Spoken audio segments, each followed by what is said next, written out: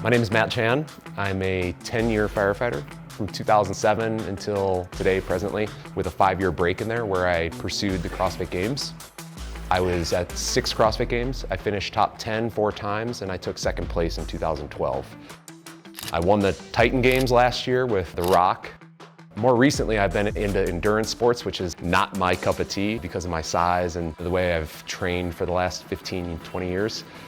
I've done the Leadville 100, which is a 100-mile mountain bike race all above 10,000 feet in Colorado. I've done the Grand Traverse, which is a ski route from Crested Butte to Aspen. Most recently, I did the Haute Route in Chamonix, France to Zermatt, Switzerland in 6 days, 65 miles, 16,000 feet of elevation gain.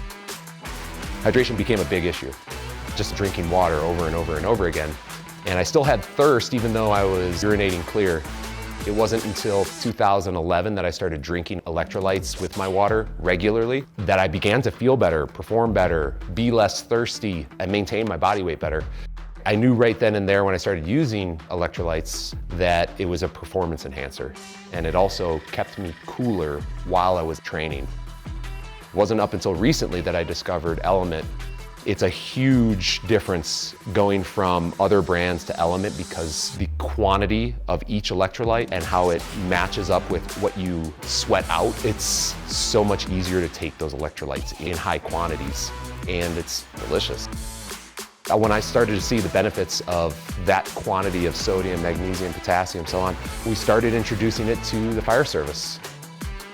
And one of the biggest issues that we have is injury, of course, but also rhabdomyolysis, which is a medical issue that arises when the muscle tissues begin to break down at a rate where hemoglobin is collecting in the kidneys and can actually clog up your kidneys and cause renal failure. So it's very serious. You can die from it. Even in minor cases, people get hospitalized for 2 to 5 to 7 days, and they fall behind in the academy and they don't make it through. And what we found was that these rhabdo cases that kept popping up over and over again in the academy, the common thread was dehydration.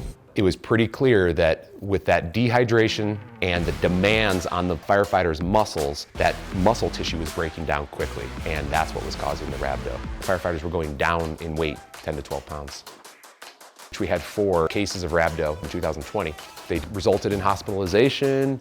So 2021 rolls around and I presented a plan to address rhabdo in the academy, which included a formula to address how much water to drink based on activity level and how much of that water should have electrolytes in it.